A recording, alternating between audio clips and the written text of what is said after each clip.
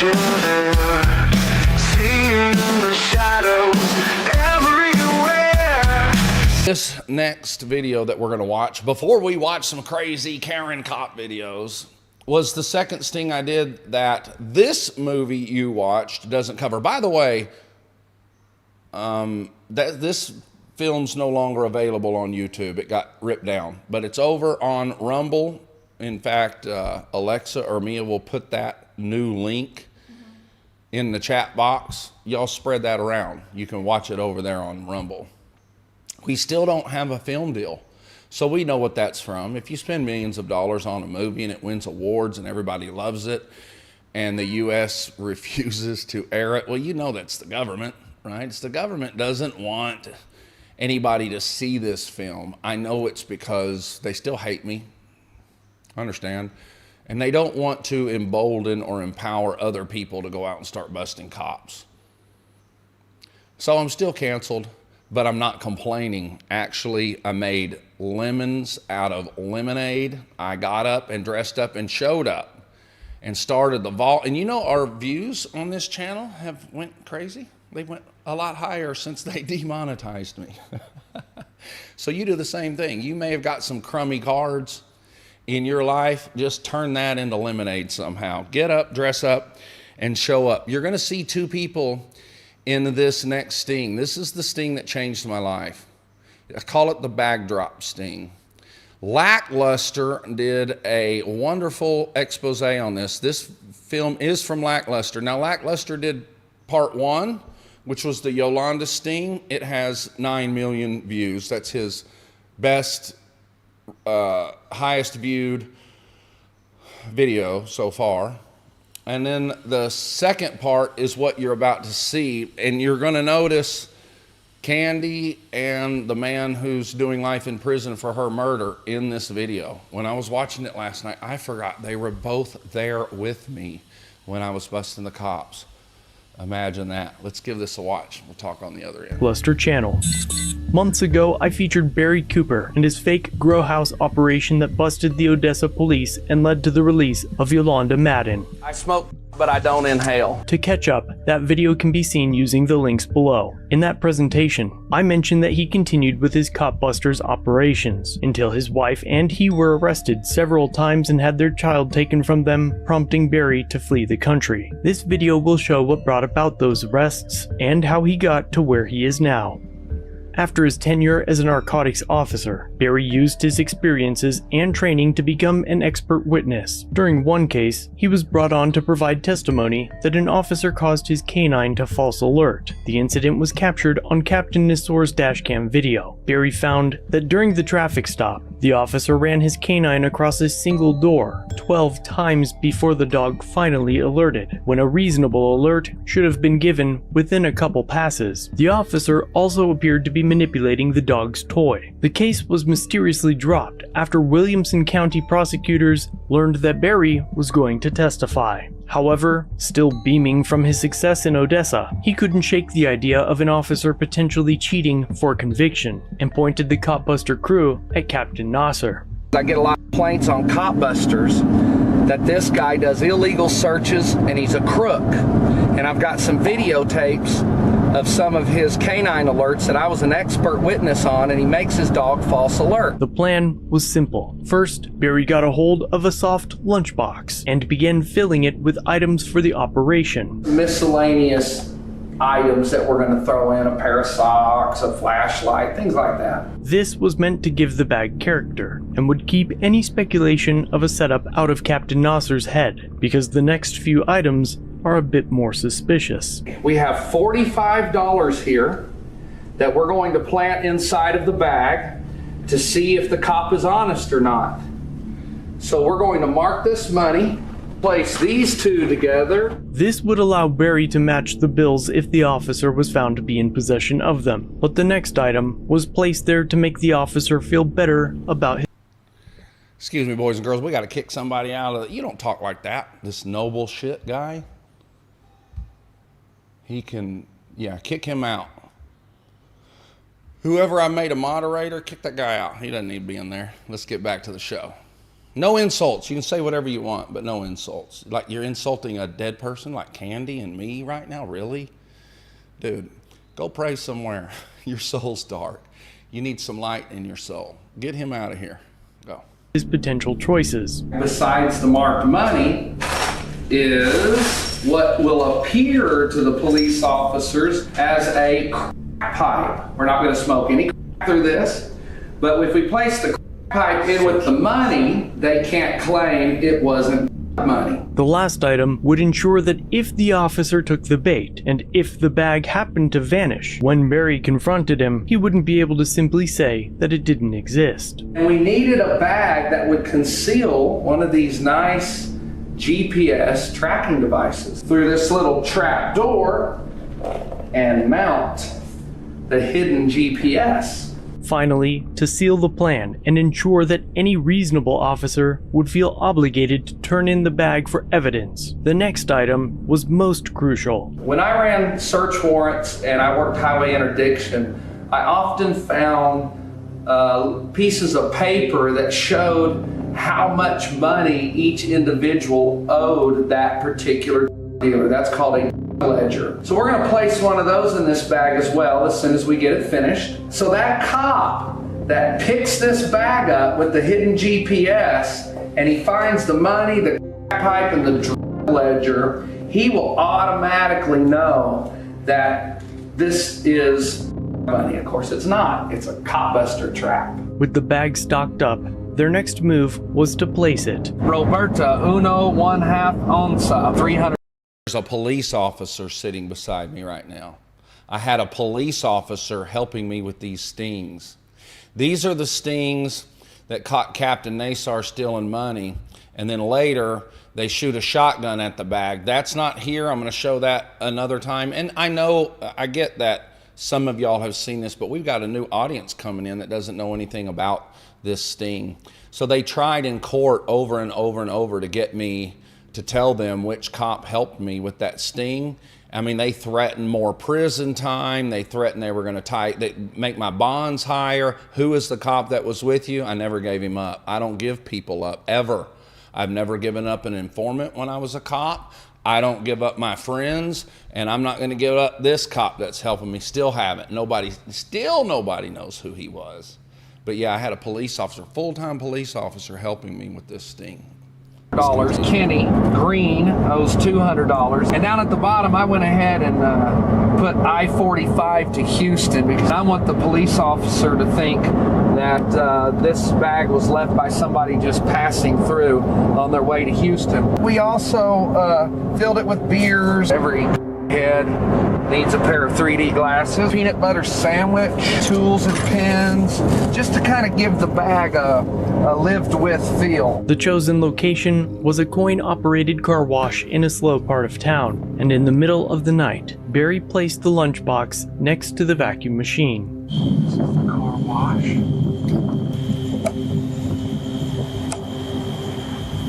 Okay, right there is where the bag has been planted.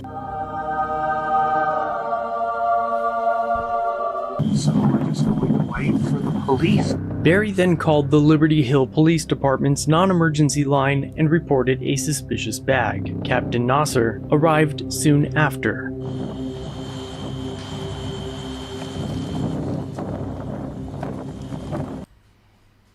So I had busted Yolanda, and then I got called to be an expert witness against this canine officer. And I'm like, where's he from? They said, Williamson County, the worst county in Texas. I kept hearing, that's the worst law enforcement county in Texas. I know, I gotta turn my mic down, my earpiece down. I'm like, then I'm gonna go bust Williamson County. That's who I'm gonna get next. The problem was I lived in Williamson County. And I broke my own rule. They say it's kind of crude, but they say you don't shit in your own nest. So it made them easier to raid me and arrest me because I'm in their county. Whereas when I did the sting in Odessa, that was 6 hours away. I drove back to Austin, and it's much harder for them to exercise jurisdiction or do anything crazy to me. But I made this easy for Williamson County. So this canine officer that I targeted is the one who showed up. Now, I'm behind a tree. I just came off the Yolanda Sting. I got a wife and kids. Unbelievable stress you couldn't imagine. And I remember almost shaking, and I've never shook in my life. Even when I was drunk, at that time I never shook. And I was holding the camera. That was back when we had the handheld cameras. We didn't have cameras on phones yet. And I remember feeling like I'm shaking inside. And my hand might have trembled a little bit. I'm like, what's going on? I said, man, I think I'm too old for this. I decided at this moment, I'm not going to be the one to film these cops anymore like this. I'm going to hire to have it done, which I did. And that's the video of cops shooting my bag with a shotgun. Nobody knows about that. I tried to get that video for you here today. But when the producers sent it from Australia to Vietnam, my box of tapes, Vietnam Customs wouldn't let it in. They had to send it back to Australia, so I don't have it for you today. But I got the rest of this. Let's continue. The officer removed a few items from the bag and looks through the contents, but ends up leaving everything on the vacuum station. The problem was that the cash had been hidden in the main compartment lid underneath the netting. So it was likely that the officer just didn't see it and must have overlooked the paraphernalia. So Barry made a second call and the officer returned. This time, he searched the area with his vehicle-mounted spotlight and then walked to the dumpster. And after returning to his cruiser, the officer leaves again. This worked.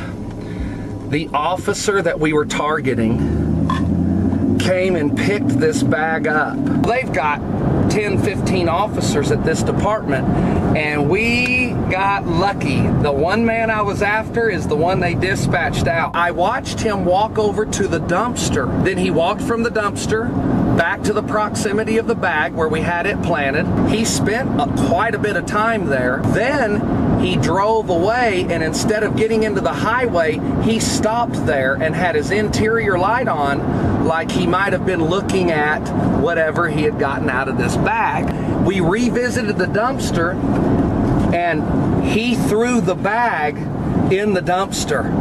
So we don't have GPS tracking on him right now. I searched that dumpster thoroughly. There was no money in there. There's the GPS. He threw it away. And guess what? Guess what? There's still no money to be found. We've searched these trash cans and these dumpsters thoroughly. No money, no pipe.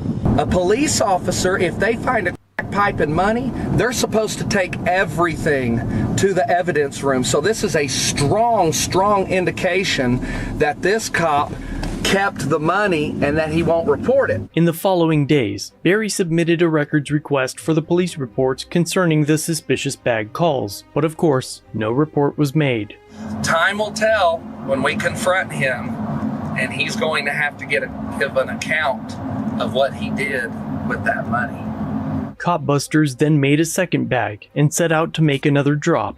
Have the bag, hidden GPS, got $45, marked money, pipe with no smoke through it, of course, and ledger.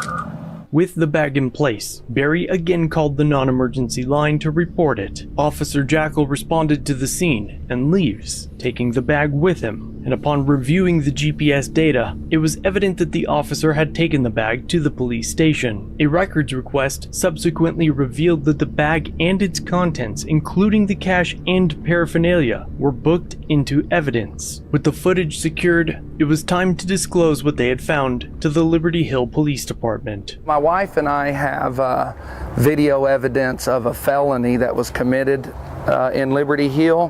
What's your last name? I'm going to stay anonymous. I'll ID to Captain Nosar. That's who I want to come out because he'll recognize the suspect, and I'm going to turn over all the video evidence to him. Officer Rodriguez was the first to arrive. It's all right, we're all unarmed. I've got some felony evidence here of a felony that was committed. And there they are.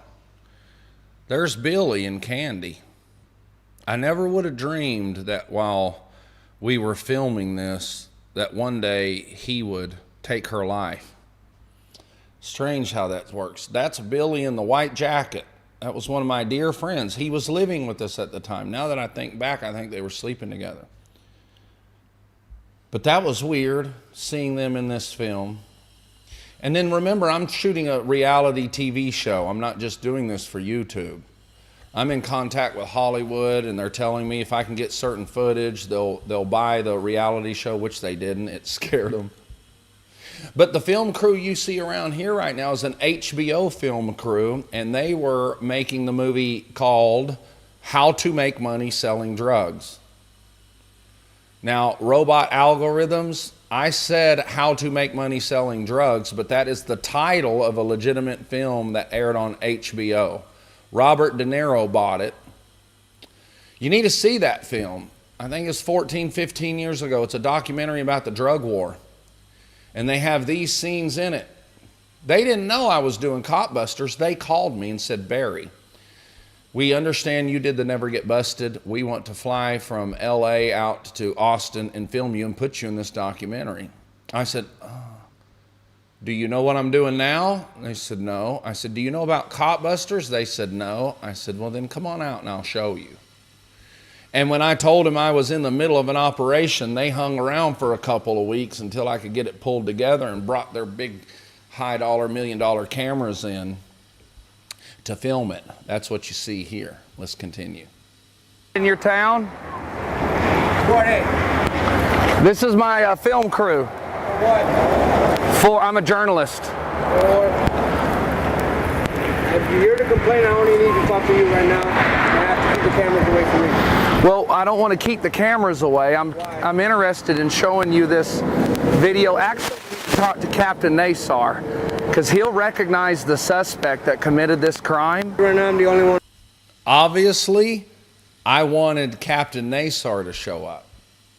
And the money shot was going to be, I caught one of your officers stealing money. And then, of course, he watches the tape, and when he recognizes it's him, and the film crew was going to have his face zoomed in. It's going to be beautiful, but it didn't work out. I wound up getting an appointment with the chief. You'll see that in a minute. I'm on duty at this time. So either you got to deal with me or come back on another day. Officer Rodriguez calls his chief to inform him of what is happening. Tell you what, I talked to the chief. He said go ahead and meet him at the office. Relax a little bit, Mr. Rodriguez. Hey, I'm not much. Well, I don't care. That still looks a little weird. We're all nonviolent citizens, and you doing all that's a little I want to strange. keep my distance, okay? Okay. I said has a personal area. That's the same. Can you rewind? I have mine. Did you notice what he did I here? talked to my. And What is happening? I hate it when people do this. Tell you what, I talked to the chief. Like He they're said, go scared ahead. of me. Play, yeah. Yeah, play. Meet him at the office. Did you see that? I wasn't moving in on him. He's like, push back. That's the same with a woman screaming and running from you like you're going to kill him or something. I hate that. That's why I called him out on it. Like, does he really think that I'm going to attack him in front of all these cameras? Is he that scared? And if he's that scared, he needs another job. Maybe he should go be a dog catcher, or I don't know, bake cookies. I wasn't moving towards him, but he's like, stay back, stay back. Big problem with cops that do that. Let's give it a watch. Relax a little bit, Mr. Rodriguez. Hey, I'm not much. Well, I don't care. That still looks a little weird. We're all nonviolent citizens, and you doing all that's a little I want to strange. keep my distance, okay? Okay. I said has a personal area. I have mine. Okay. I talked to my chief. He said it's okay to meet with him. Give him about 4:30, okay? And you meet him at the office. Is that okay? Yeah, at 4:30? At 4:30, meet him at the office at the PD, all right? Okay, man. Appreciate it. Yep. After much disagreement about the filming, the chief agreed to meet Barry at his office. Yes, sir. You're to report a crime? Yeah, actually what this is, I have your captain, Nasar, on video committing a felony. Okay. So it's one of your officers. Well, then let's talk. I'm not going to go in unless we have a camera, because that's the only way I feel safe. You don't need a camera. Yes, well, why don't we need a camera? Why can't we have a camera? If there's nothing to hide. There's nothing to hide. Come on in. Okay, your officer stole money, and I've got the video evidence of that. Come on in. Let's talk. No, I would. Bring one, but we're not going to have a circus. Okay, we can have one camera? Okay, cool. That's excellent. I'm Barry Cooper with Copbusters. I had to have the camera, and there's so much going on in your mind when you're out there doing this type of stuff. Like, I'm thinking about everybody's safety.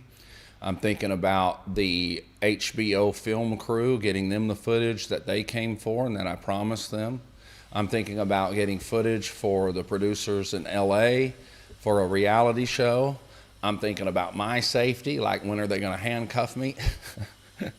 So I got a whole lot going on, and I wasn't going to go in there without a camera because I'm filming a reality show. He doesn't know that. With the K, this is my wife, Candy. Have you heard of our organization? Not of the organization. I don't think I recognize your name. Okay. The chief eventually agreed to view the footage, during which... Of course he recognized my name. Let me tell you about that. There's something called a teletype, and that's communication to all law enforcement agencies. Local police, county police, state police, federal agencies, CIA, all of them. They get teletypes. Intelligence teletypes. I had a police officer send me a teletype about me that went out to every agency that there's this ex-narcotics officer named Barry Cooper going around and setting traps for cops. That's how he knew about me. That's how every cop ever that pulled me over knew about me. They all knew about me, and they were all gunning for me. That's why he said, I recognize your name. Continue. He made his agitation known. Is that your captain?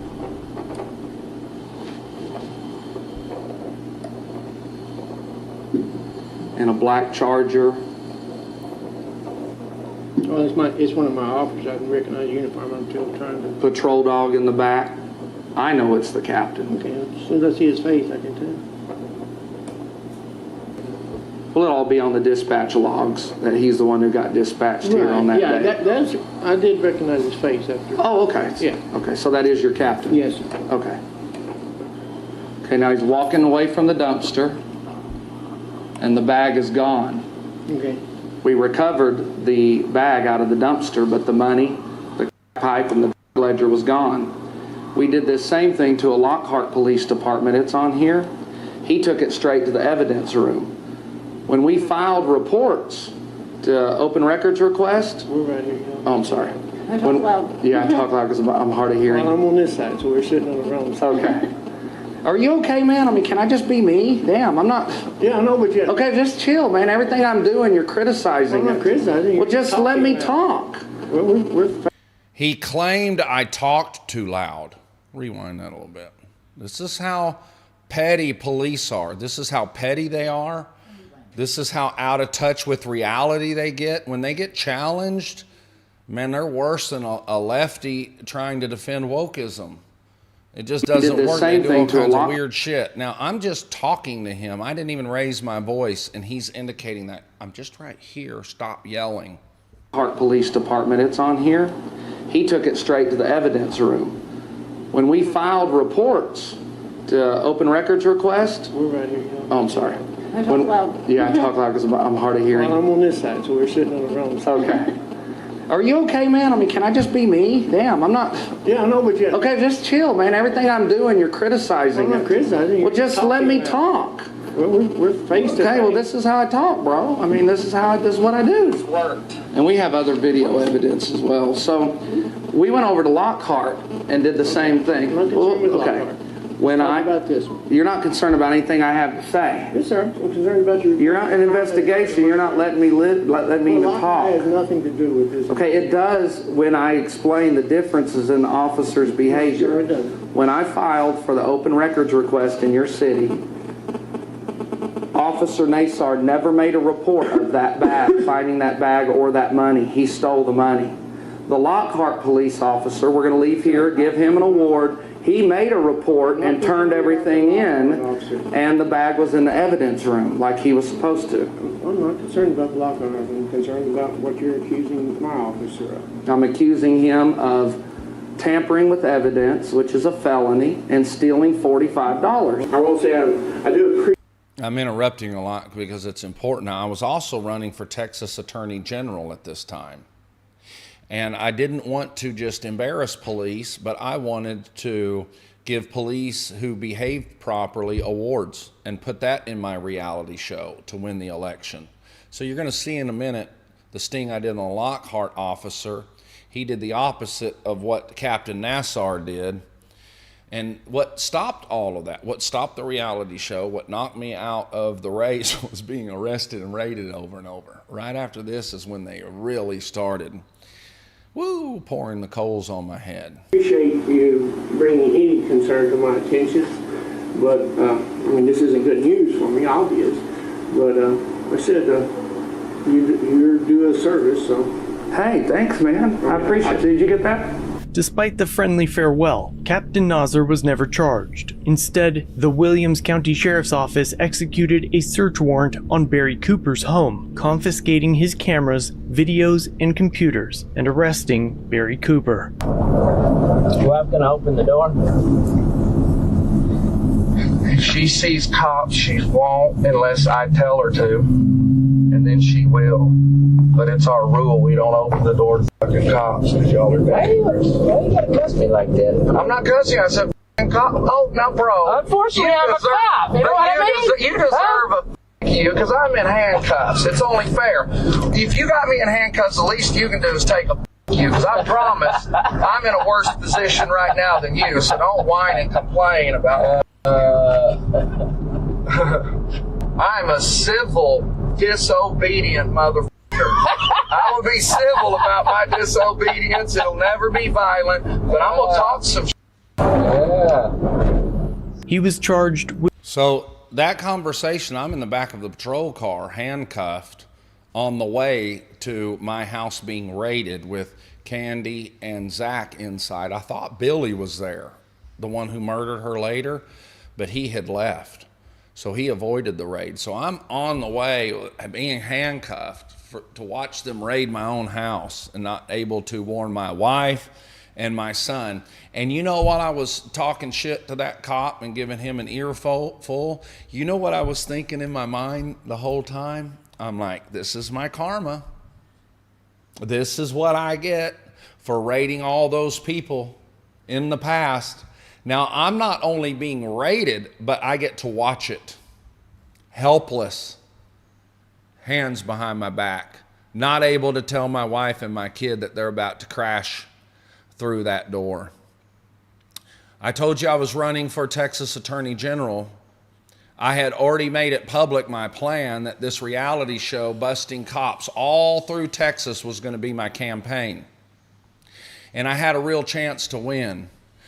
Except I didn't know how the world worked. I was still naive and stupid because I was going to end the drug war in Texas. Listen to this. This was the big mark I was going to make. I was going to win Texas Attorney General. I don't know if you know it or not, but Texas Attorney General, the Attorney Generals of your state, is the highest law enforcement office in the land. He's higher than all the sheriffs, all the district attorneys, the deputies, state police. He's the boss of all the cops. Upon winning Texas Attorney General, I was going to have a mandatory meeting of all chiefs and sheriffs to meet me in Austin, Texas, and I was going to announce to them, I can't change the drug laws. The Attorney General can't go in there and just start rewriting drug laws. I can't change the drug laws, but I can approve lawsuits to the state of Texas, and from now on, any officer who arrests somebody for a small amount of a drug, that person can sue the state and I will approve it, and they will win millions of dollars. That would effectively have shut down the drug war. And then I was going to get really hard on violent crime, really hard like you've never seen. If people are in jewelry stores smashing out windows, jewelry cops pull up with machine guns and just shoot them all down. You only have to do that once and that violent crime will stop. And I was going to prove that you could de-escalate the drug war and lower crime. The 4 years I was in office, I was going to lower crime, de-escalate the drug war and prove to the other states they could do the same, thereby ending the drug war in the United States. So this bagdrop sting was much bigger than people know. It was a small tool to go do something that I thought was humanitarian, and I thought it would stop a lot of pain and suffering. But like I said, I was naive. I didn't understand that the political class, the elite class, are not going to let a Bubba in as Texas Attorney General and be in charge of a $1 billion budget, and he's got 300 lawyers under him. They're not going to give that to a trailer park Bubba. They're not going to give that to me. And they're going to do anything they can to take that. I didn't know that. I thought if I got popular enough and famous enough, I would get people to vote for me and I would win. It's not how the world works. By the way, in theory, I'm glad I didn't win, because they would have blocked that. It wouldn't have happened. It'd have been a train wreck. And I don't know how to be an attorney general. I was there specifically just to end the drug war. All the other stuff they do, I have no business being an attorney general. I don't. I didn't have the background. I didn't have the experience. I don't have any business being an attorney general. I know that now. But my motives were pure. So that's where we're at right here. Let's get back to the video. Here is me trying to end the drug war in Texas and then the rest of the world. Filing a false police report, and at the same time, the Texas Rangers opened an investigation concerning the fake grow house raid. While he fought the charge, Child Services took his son, declaring him and his wife to be unfit parents for, quote, creating an environment where children believe the government was out to harm them. If you want to watch this uninterrupted, just go to the Lackluster channel and watch this. But did you see that? Did you see that quote? That quote was literally from the police who raided me, and they turned in a report to CPS, said I needed my kids taken because I teach my kids the government is out to harm them. Eek gads. Listen, I want to set the record straight is why I played this morning. I didn't flee the country because I was necessarily scared. I didn't flee the country because I couldn't take the raid, or even them arresting my wife. They arrested my wife for these bagdrop stings. They destroyed my life around me. I could take all that. What I couldn't take is violation of the First Amendment. Now, First Amendment says I can redress my government. I can argue with my government and not agree with them, and I can teach my kids to do the same thing. That's what I was doing. The raid on my house when I'm in back of that patrol car, it's not for drugs. The search warrant listed my media. That's right. My phones, my cameras, my computers, my tapes. They knew I had been out stinging cops, and they wanted all of it. They didn't want that to get out, and they almost didn't get that box of videos. I kept that box with my neighbor, hidden. And the day before this raid, I whistled at him, bro, give me that box. I got to get some tapes out of there. I'll never forget. He handed it over the fence to me, and I had it in my hands, and I thought, this is probably a mistake. I need to make sure and get this back to him. And I didn't get it back to him. Got raided the next day, and they got my tapes. They kept those for 2 years in the evidence room. We finally got them out. Those are the tapes that are in Australia that I'm trying to get to Vietnam, that Vietnam Customs just shot down. It's just too many tapes. You can't have more than 10 tapes. Well, there's hundreds of tapes in there. So I left the United States because of the violation of my First Amendment. Why? Because I understand that without the First Amendment, freedom's gone. You can't have freedom without the freedom to speak. That's why there was such an attack from the left on our freedom of speech. They wanted to shut us down. We couldn't talk. We can't talk about black people. We can't talk about women. We can't talk about gays.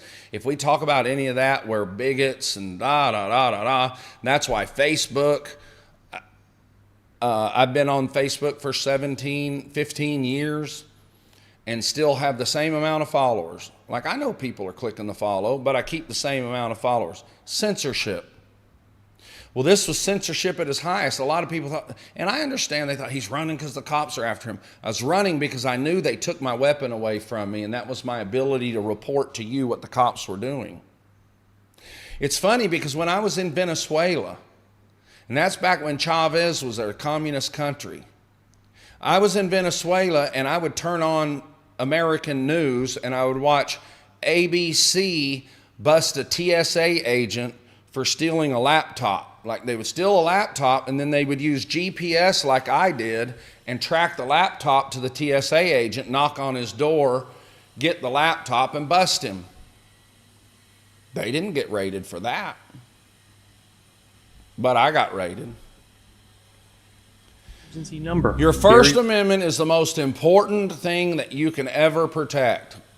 Without a First Amendment, there is no Second, Third, and Fourth, Fifth Amendments. That's why it's the First Amendment, your freedom of speech. See, here where I live in this country, here in Vietnam, you cannot criticize the government, which is fine by me. I don't even know what their government's about. I don't care. I don't get in their politics. I didn't get in Philippine politics until they arrested me. And their corrupt politicians and police came after me. Then I got interested and started criticizing them. But in communist countries like Vietnam, we can't speak against the government. But in the United States, we can, and we should. Did you see my post on Facebook? The United Kingdom has the largest amount of people jailed for Facebook posts than any other country. 12,000 people. 12,000 people in the UK have been arrested for Facebook posts. That's what they arrested me for in the Philippines, a Facebook post. I cannot live where I cannot talk freely. If I can't post what I want to post, if I can't say what I want to say, I'll move until I can. And that's largely why I've stayed out of the United States. That and prosecutors trying to indict me for being an expert witness, claiming that when I win a case, when they bring a bullshit case on an addict that nobody cares about, they're not expecting me to come in and point out their faults and win the case. That pisses the prosecutors off. Filming cops pissed off the police. And when you start doing that, they try to suppress your speech. They don't want you talking about it. YouTube recently demonetizing me. That's all just trying to suppress my speech. And politely and respectfully, YouTube, the note they sent me was that I'm a harm to their audience, that I'm harming their audience because I'm talking about drugs. Now, we know how ridiculous that is, but that's somebody sitting over there in California, in San Francisco, who believes that talking certain ways should be illegal. Well, guess what? I was a victim of that 15 years ago, and I told everybody, nobody heard it. Nobody heard it because it's not sexy. What's sexy is cops are trying to kill him, he left. That's true too. But the biggest argument for me was I left because I didn't have First Amendment right to talk to y'all like this. The Texas Rangers opened an investigation concerning the fake grow house raid. While he fought the charge, Child Services took his son, declaring him and his wife to be unfit parents for, quote, creating an environment where children believe the government was out to harm them. He was eventually reunited, and because his phone calls to report the suspicious packages were made to a non-emergency number, Barry was able to plead down to a $500 fine and drop charges, but knowing that they were still under investigation for the grow house operation, Barry fled the country. Today he continues to testify as an expert witness and hosts his own show, one that I was supposed to co-host with him, but couldn't because of time differences. Ever touch your hands to your head. So do me a favor, go over there and subscribe to Lackluster. He's got millions of subscribers, but he deserves millions more. I know him personally. Now, I've personally gotten to know some of the auditors that you see on YouTube, and I don't like most of them. They're entertaining. I like what they do, but personally, they're all jealous, backbiting, hating on each other, blah, blah, fighting, kind of like Candace Owens and Tucker Carlson, all that shit. I don't get involved in that. But Dale Hiller over at Lackluster, he's not like that. He's a military hero. I work with him personally on 2 videos. That's why he's in my documentary. By the way, the link to the documentary is in the chat box if you want to watch it. He's a good dude, like super solid. We got in enough things for me to test to see if he's really that kind of dude. He's really that kind of dude. So go subscribe to Lackluster. So I played that for you because I wanted you to see the second part of what actually launched me out of the United States. If I would have done anything different, oh, I forgot what to tell you. I forgot to tell you this. You remember Captain Nassar? And do you remember who's Afro Man? You know, Afro Man got sued by the police, and he won in court. Before Afro Man was sued by the police, I was the first and only person to ever be sued by the police. True story, go look it up. Just start typing around. Now I understand there's a couple cases out there where police are suing citizens. They used to didn't do that. Captain Nassar sued me. He claimed that I doctored the video and that I made it up that I stole the money. The problem is I couldn't keep the camera on him the whole time because of the bushes, and he had his patrol dog that had winded me. You can hear slightly, if you rewind this, and Dale may have edited it out, in the raw footage that I have on my video, you can hear, oh, oh, oh, oh. I'm like, shit, that dog, the dog smells me. The wind was blowing in that direction. I'm like, shit, shit, shit. So I couldn't keep an eye on him and the bag the entire time. But you know what I did? The lawyer that he hired to sue me, I was my own lawyer on that case. I decided to have some fun. He officed with James Gill, my lawyer on all these criminal cases. That lawyer's James Gill. You saw him in the documentary. They officed together. I mean, I could shoot a spit wad from the lawyer suing me to James. We could have a spit fight back and forth. So I'm like, this is going to be fun. I called James. I said, keep your door open. I'm going in to see that dude. So I went in.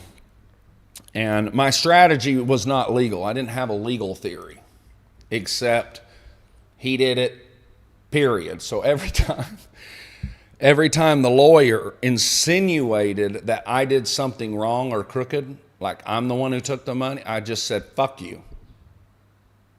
He said, excuse me? I said, fuck you.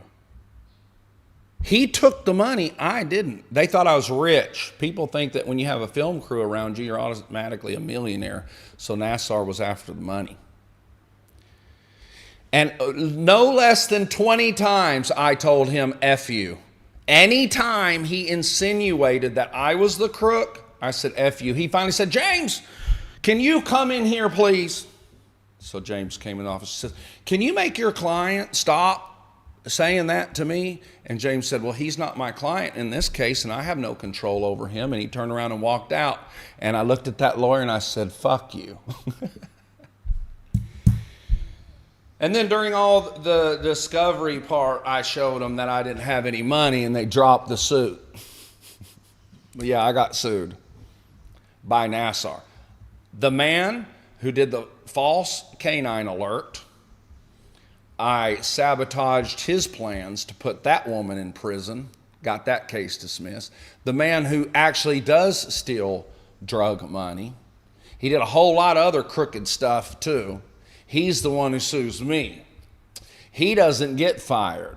He doesn't get punished. Well, I get raided, arrested, my life destroyed. And I'm not complaining because that's how it is. That's what activists put up with. That's what we do. And it didn't, I'm telling you when I say this, it stressed me out, but it didn't bother me because I was in a war. I was used to fighting. I don't understand some activists who go and poke the chest of the cop and then play victim and whine and cry about it. And if you poke the chest of the cop, there's going to be a fight. And if you get a black eye, you just walk around with a black eye.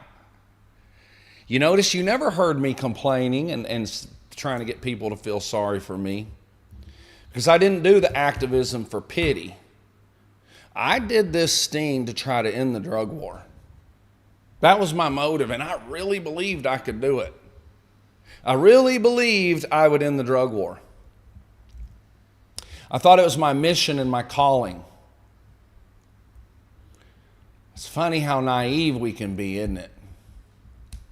But I'm glad I was naive. I had belief in something that could never happen, but it pushed me into, you know, what it is today. Let's watch some crazy videos. I see everybody in the chat. Gotham Possum, good to see you. Well, Gotham Possum says, money is the root of all evil. Actually, a small correction. In the Bible, it says, the love of money is the root of all evil. Money's not evil. Like the money in my pocket that I use for my family, that's not evil.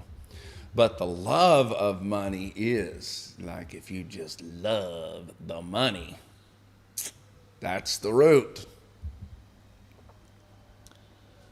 Anything, anywhere, anytime, 7054 says shouldn't have to, but we get it. Drug war will go on until money goes somewhere else. He's right. He's right.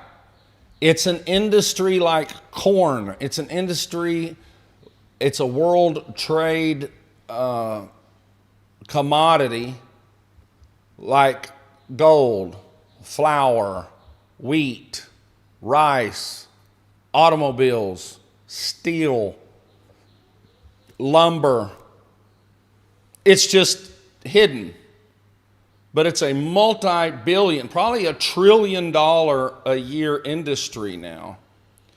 And the elites of the world let the drugs circulate and go through because they keep getting their cut. That's their hush money. That's their little secret money for their black ops and stuff. Is drugs. The government, who's arresting everybody around the world for drugs, they're all getting a piece of the pie of those sales. All of them. Whether directly or indirectly. They're all in on it. And that's my problem. That's my problem. It's like we don't have a left and a right like we think. We don't really have Republican and Democrat. We have from the bottom to the top. And we're on the bottom and they're on the top. And I don't mind being here. I'm not complaining, but I'm going to fight them. But I'm not complaining about it, and I'm not scared. Don't be scared. Don't complain. Don't whine that they're doing whatever. Fight the areas you need to fight, and then be grateful for everything else.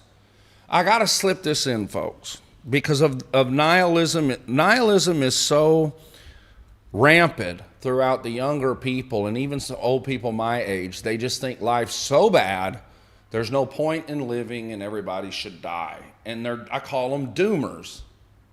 Like everything to them points to doom. So I live in the same world they do, but I'm also mature enough to be grateful. Like I'm grateful for our U.S. military and government that they have kept the Muslims out, because I don't want Muslims forcing me to be a Muslim. And I really believe that if it weren't for our power, the Muslims would take over. So I'm grateful for that. So there are some things I'm grateful to government about. Do good things. I had a good life. It's like the multi-millionaire celebrities, usually a black person, a multi-millionaire superstar complaining about America and about how much they hate America, yet they made millions and millions of dollars and they're enjoying the fame and having a good life. America gave that to them. Only in America you can do that.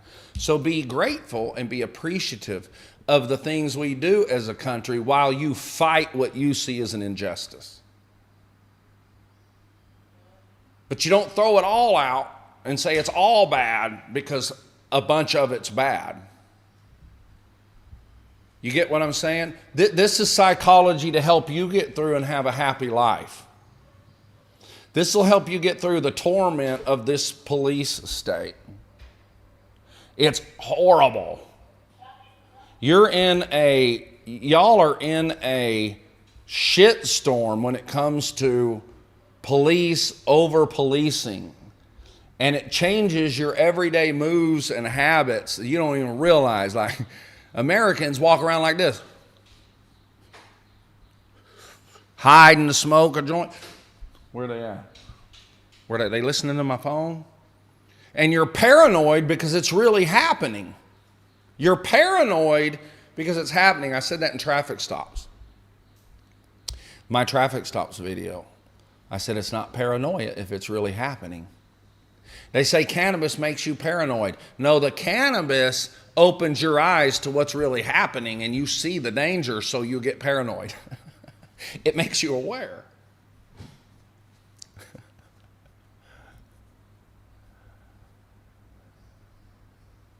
Like the whole Islamophobia wasn't propaganda to book Lertha. No, the Muslims actually, out of the last 18,000 terrorist attacks on the world, were all Muslims. Christians aren't doing that. Muslims actually still think it's okay to behead people. And they want to make the women wear burqas. That's all true. That's really happening. So it's not that we're afraid of Islam, but Islam's not the peaceful. There are peaceful Islamists. I have a young man, he's like a son to me, and he's a Muslim. He wouldn't pick up a gun and shoot me or cut my wife's head off. But there are millions of Muslims who will.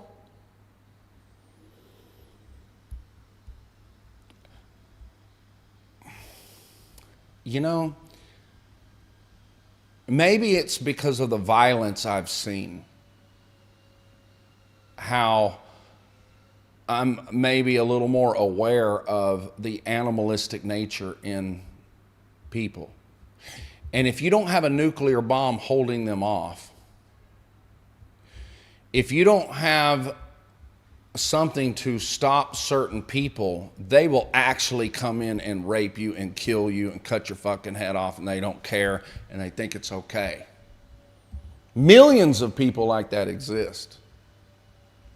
But it's not the Christians doing it, right? Yeah, I wish the Muslims could just stop and be Muslims and not try. They literally think that the rest of the world must turn Muslim, and they have a word to make that happen, and it's called jihad. And jihad means you can use violence to get others to turn to Allah. Those are facts.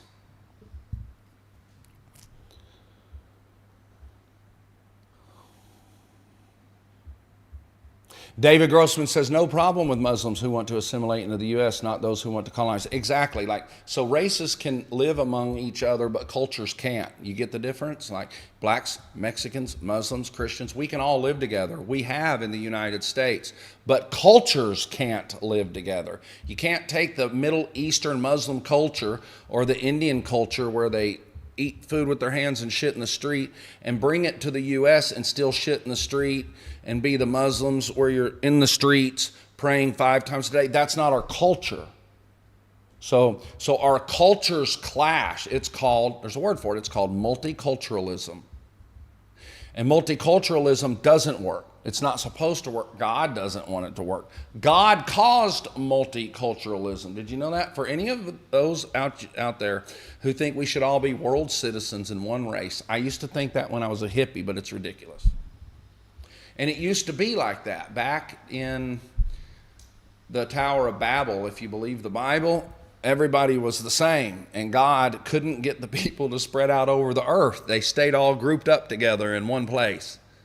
So God, however he does it, he struck them all down. And when they woke up, they were speaking different languages. And everybody had to pair up with their language and spread out and go create different nations. It's supposed to be like that. We're not supposed to be one. We're supposed to have borders. We're supposed to have American culture. And you know what? I'm almost finished. This Black American, Asian American, Muslim American, Christian American is all total leftist Marxist bullshit. We're all Americans. We're all Americans. That's how it was back in the 90s and 2000s when I was school. Me and the black kids, we did the Pledge of Allegiance together. We were Americans. I didn't call him a black American. He didn't call me a white American. We were Americans. We're all Americans, folks.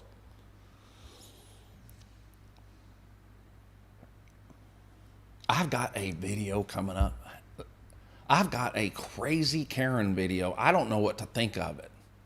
I really don't. This one, it just fascinates me. Let's give it a watch and we'll talk about it. Stop! Buddy. How's it going today? All right, what's the problem? Good. I just pulling you over for not wearing seatbelts all. What's on, bud? It's not on. We got 4K cameras. It was 100% not on. I was watching. All right, buddy. All right. Can I go then? Because I live down the street and I want to... No, but when we're done, you can go. I'm not the driver and I'm wearing my seatbelt. I'm telling you, you can't leave, so no, we can sum it up. I don't feel good and I want to go home. I feel in the back. Okay, sorry your driver wasn't wearing a seatbelt. That's our fault. That's not my fault either, though, No, sir. it's not, but you're involved in the traffic stop. No, I'm just in the passenger seat. Okay, then call your supervisor.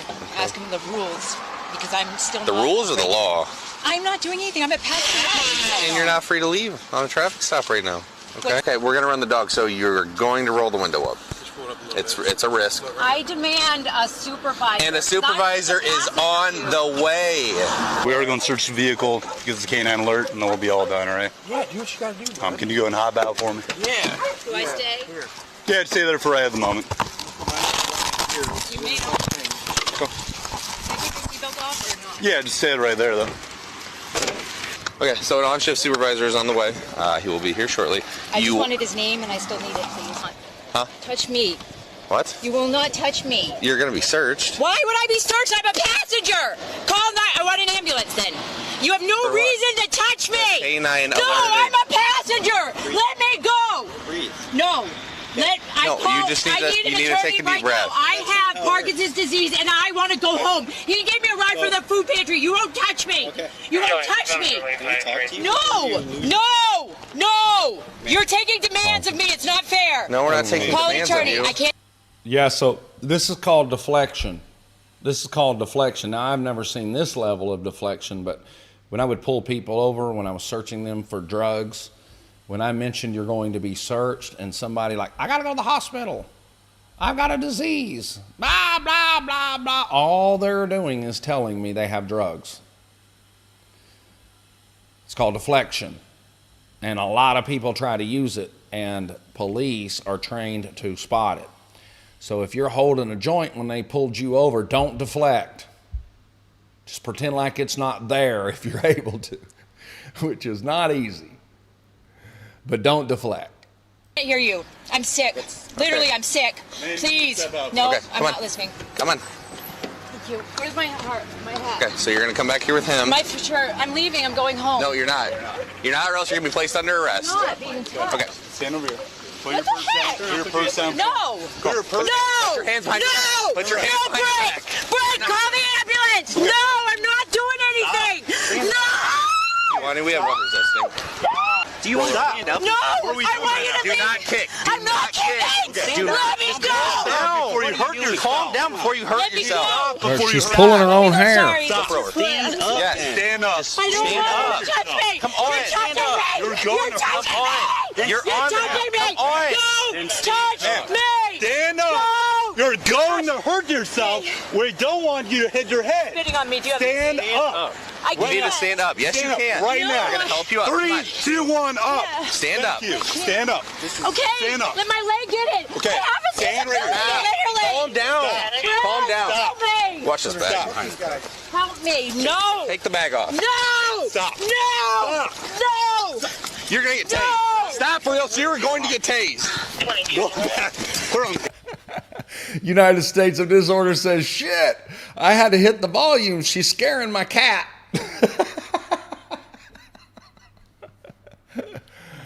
Somebody asked, how'd you get so jacked, Barry? I'll tell you in a second. Put her on. Fine. On your stomach. On your stomach. Lay your hand behind your back. Put your hand behind your back. Wild. Okay. Oh, yeah, you're right. Please help me, Brett. Please help me. Don't worry about that. No, you can't take my bag. I'm just a passenger. I'm just a passenger.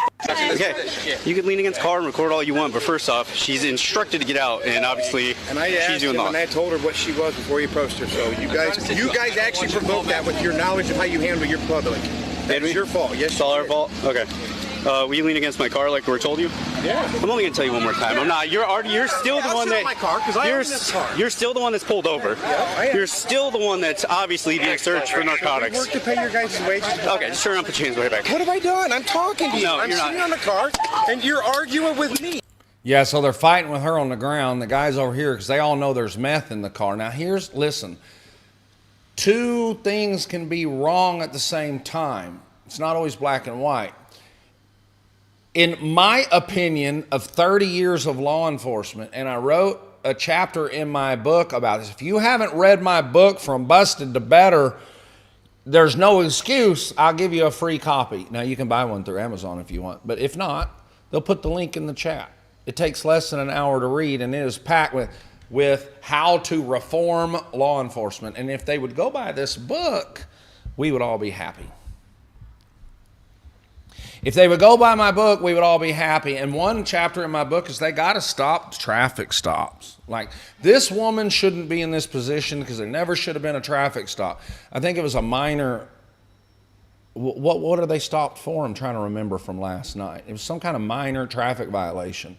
We shouldn't get pulled over for minor traffic violations. Did you know that? Did you know that's an American thing? Did you know they don't do that in Mexico and Philippines and Vietnam? There's not traffic cops running up and down the highway doing this shit. And did you know most of the videos you and I watch that turn into chaos and police shootings and people going to prison start with a traffic stop, don't they? They start with a traffic stop. So they need to end traffic stops, prohibit traffic stops, let us drive unless we are driving crazy. That's called reckless driving or drunk driving. If we're swerving all over the road, by all means, let's pull that person over and let's get them off the road for safety reasons. You say, Barry, but with no cops out there, if somebody's going to speed and hit me and I'm going to die. So that's better than millions and millions and millions. You dying, a couple people dying is better than millions and millions and millions of people having to face this. People die, get over it. It's not the end of the world. And by the way, I don't notice as many wrecks in these other countries as I do in the U.S., and I'm not making that up. Now, I don't know the statistics because most countries don't keep stats on traffic accidents like the United States. But there's not wrecks out there every day. I remember on I-20 going from East Texas to Dallas. I used to hate going on I-20. I started taking 80 because I would see 6 to 10 wrecks on the way between Longview, Texas, and Dallas, and it's still like that. And they got cops everywhere making people slow down. So this is not for public safety. So two things can be wrong. So the cops shouldn't pull over, but you live in the U.S., it's a police state, you're going to get pulled over. So what else is wrong? It's the way she's acting. First of all, it's embarrassing, isn't it? There's no dignity left in a lot of American women. They just lost it all. They'll pee on themselves. They'll smash their head on the concrete. I mean, like demonic. That's demonic. You can't describe this any other way. Like there's certain behavior that can't be explained except it's evil. I don't want to be that old man that says it wasn't like that back when I was a cop, but it wasn't. Women didn't act like this. Every now and then we get a drunk girl at a bar, and everybody hated to arrest her because it would turn into a fight, but still not as bad as this. So she's wrong, she's crazy, she's whacked out on meth, she's overreacting, she's causing the problem, but the police should have never had her stopped to begin with. They're backwards, my hands are backwards. Nope, saying she did have meth on her, so is there going to be anything on you, down your pants or anything? Okay. I don't know what she had on. Well, What's listen. that got to do with me? Well, you're the driver of the vehicle, right? Okay, That's your took her car. to the food pantry. I left work with tumble sets. You should know who you're giving a ride to. Listen, A friend? before I ask you A friend who smokes methamphetamine. What? Before, hey, So what? stay in the car. Oh, and you're who? Now you wonder why we follow you around. Stay in the car. Yes, I'm sorry, sir. I'm going to read your rights before I keep asking you Yes, anything. okay, thank you. If I own a vehicle or... What are we doing here, man? Come on. Well, I'm leaving you in here because she's banging off everything. I understand that, dude. I promise. Can I stand out? I'll stand in No, front of the car. You're fine. fine. Walk with me in Thank front. Passengers inside the vehicle. So when the dog alerts, you get the vehicle and the passengers inside there. She obviously instantly started freaking out. She gets out, slams herself, bangs her head, all that magic. You're back here walking back and forth, recording. Because I'm getting there. I said explain myself. I'm not. Literally, you're supposed to be on a traffic stop standing here, and this is you. You guys fucking suck. You guys suck.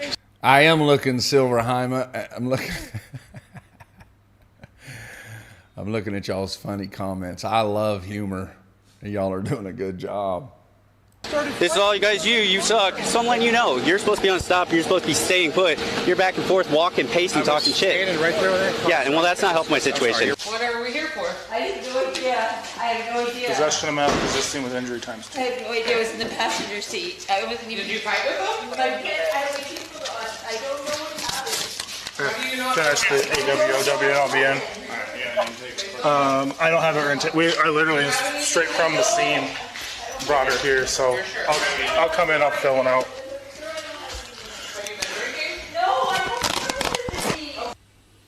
Jenny. All right, put me on big screen. How's it going today? All right, what's the problem? So yeah, there's a police state problem in the United States, and there is a problem with women, and it's feminism. Feminism is the problem. We talked about feminism in our private Thursday Zoom class in the vault. We've got some newcomers here. If you're new, join the vault. You can get in at $7 a month through Patreon. The link's here. We have 32 members already. Every Thursday night, that's the day after tomorrow, I do a live Zoom class that you can join, and we talk about things we can't talk about here. Real quick, I won't go into it, but notice I didn't say women are the problem. Women aren't the problem. It's feminism that's the problem. Feminism is an evil, demonic ideology that teaches the patriarchy, us men, is evil. And they want to suppress that, and they want to run the show. The women want to run the show. They want to stop feminism, not women, but feminism wants the women to stop having babies, stop being a wife, and go give her soul to another man in a corporation somewhere, and she can be the big boss woman and run things. I mock it because it's ludicrous to me. That's the same as like me putting myself above God. All of a sudden I wake up and I have an ideology that I'm going to exalt myself above the authority that's over me, and that's God. By the way, you got to submit yourself to something. Women that won't submit themselves to a male authority are crazier than Betsy bugs, and so are men. Men have to submit the authority to God and to his boss and to other people. Everybody has to learn to submit. If you don't submit to anything, you bang your head on the concrete like this woman.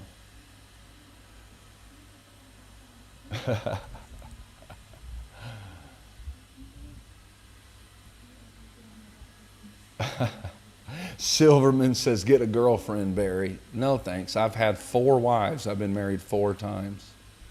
And I'm happily married now. Somebody want to know how I got jacked. So I'm on a doctor prescribed protocol of testosterone, a peptide, and Anavar. Anavar is a steroid. Oh my God, he said steroid. He's on steroids. Okay, now here's where you start emptying out a bunch of reefer madness bullshit about steroids and testosterone. You don't know what you're talking about. Now listen, I'm not a doctor. I'm not an expert. These are only my personal experiences, so don't even listen to me. But I'll tell you this, you probably don't know what I know about steroids and testosterone. I've been studying that for 15 years, and I've been taking it for 15 years. And if you take it properly, you're going to have very little side effects, and you'll have nothing but an enriched life. Yeah, I am not just jacked, though. I am cracked.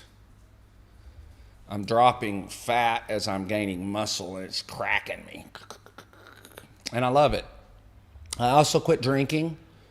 No drugs, sober. I exercise and work my cases and do this. It's my life and I love it. Now let me scroll this. So Silver Hyman, Derek told Silver Hyman, take it easy. We've all had bad things happen to us. Barry is not saying it's okay what happened to your family. He is pointing out a broader pattern. What happened to his family? Heal your doctor's medicine. Heal himself, Barry, like you are healing your viewers. I don't understand. Tim Rollins said, which peptide? Retatrutide.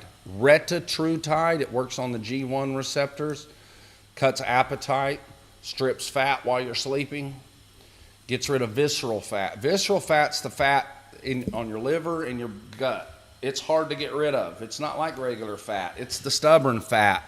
Retatrutide strips that off. Somebody had to message deleted by Barry Cooper at NeverGetBusted. What is Silver Hyman saying that we have to delete? He's saying weird things that my dad hates you, that you'll get it, that I hope you'll find a girlfriend. You're a sick puppy. Oh, so Silver Hyman 6260 says his dad hates me and that what? You're a sick puppy. That I'm a sick puppy. Get a girlfriend. Woo, woo. And that I had a girlfriend? Get a girlfriend. Oh, get a girlfriend? Oh, okay. So Silver High Matt 6260, you're welcome to disagree with us, but get the fuck out of here. Nobody wants to hear your stupid bullshit. If he continues with that, just kick him out. I don't care if his dad hates me. Millsy M says some steroids are good for you. Yeah, the ones I take are good for me. Look, I can run 5 kilometers. I can shoulder press 265 pounds 10 times. It's on the internet. I'm not like 265 pounds. Most men can't bench press that. I'm shoulder pressing that 10 times. It's in one of the shorts on my channel. I feel better than I've ever felt. My blood work is perfect. Blood pressure's perfect. They did to steroids what they did to cannabis. They put propaganda out to make everybody hate it, and they lied about it, and they kept it away from you while they were taking it. All the politicians that are living to 80 years old and can keep going, they've got them on steroids, TRT, things like modafinil. Have you heard of modafinil? It's a pill that it's not like methamphetamine, but it keeps you awake and pure thoughts for like 14 hours. They're all jacked up on that shit. All of them, those politicians. And the elites that look so young and live till they're 200 years old, they're on the shit that they don't want you to be on. They're taking peptides, steroids, TRT, 100% fact. That's how they're so healthy. That's how they're able to work at 60, 70, 80 years old. It's because they have the hormones of a young person. Like I don't have old hormones running through me now. I'm not irritated. I don't have a belly. I'm not sleepy all the time. I'm not shrinking into a little old man. My bone mass is growing instead of deteriorating. I'm not losing all my muscle. Why? Because I have the hormones of a young man. That's what steroids and TRT does. But make sure, and I'm not winking, you make sure you get some professional help before you start using any of that, because if you get on the right protocol, man, it's going to be like taking aspirin, no problems. But if you get on the wrong protocol, your head will get real red when you're working out and you could pop.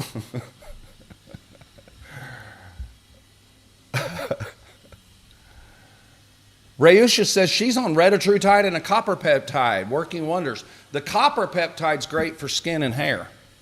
Got some of that on the way. Like, that's a miracle. What is a peptide? So there are medicines you've been taking, like collagen, external, that goes in your body and does its magic. A peptide goes straight to the sensors in your body and says, do this, do that. It talks to them. It's like coding. It's like you're injecting a, like, would it be like a software? You're injecting like a software into your body to tell it what to do, to stimulate certain things. In fact, JFK Jr. just legalized like 30 peptides because they are the new quote unquote miracle drug. It's not a miracle, it's science, but it works. So Johnny Hookie said, will there be any meet and greet or workshops in the Philippines with Barry Cooper? I want to learn to train dogs to just for fun. I'm not in Philippines anymore. I can't go back to the Philippines. I'm in a legal battle. They arrested me for a Facebook post, and I'm not going to put up with their bullshit. So I'm not going to go back to the Philippines. I live in Vietnam now. And no, there won't be any workshops to meet me personally. I don't meet people personally. Too dangerous. I'll meet you through here, though. I'll meet you in the vault. Please go sign up in the vault. The Never Get Busted Protected Vault is a wall where I stay behind it and we talk. We have live Zoom classes. There are videos there that you can see that you can't see on YouTube. Forums, Discord. You can meet me there. You can have access to me there. I love it back behind the wall. We got 31 members now. I'm trying to get 100. So go sign up through Patreon. There's someone here, Bulk Rota. You're not actually replying to me. Bulk Eartha. Okay, I'm sorry you don't have any actual disagreement. Huh? What's he saying? Because your argument would amount to, well, it's because I feel it's correct. Because your argument would amount to, well, it's because I feel it's correct. It's hard to have a real debate in a chat box when it's moving so fast. United States Disorder says, I'm going to have a bake sale to get to Vietnam. By the way, you hear Vietnam? Vietnam, what the hell? Let me tell you what Vietnam is. It's the hottest expat capital of the world right now. Hundreds of thousands of foreigners moving to Vietnam. Why? Because it's like a Las Vegas, buddy. Beautiful beaches, the nights, the stuff they've built here is incredible. It's like a new world. Feels like Disneyland. And it's cheap, cheap, cheap. Like the $7 a month that you send me, that's like sending me $21. It's 3 times the money.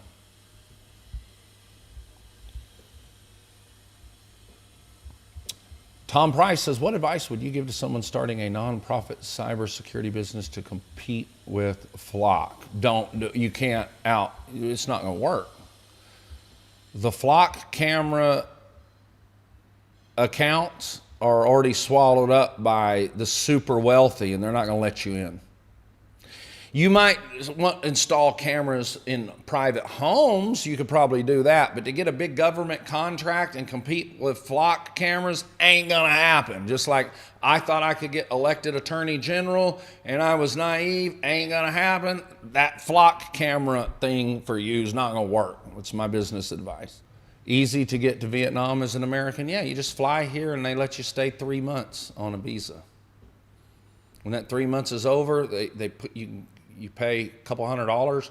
You ride a limousine bus, and I mean a limo bus, leather seats vibrate, big TVs. It's a limousine bus.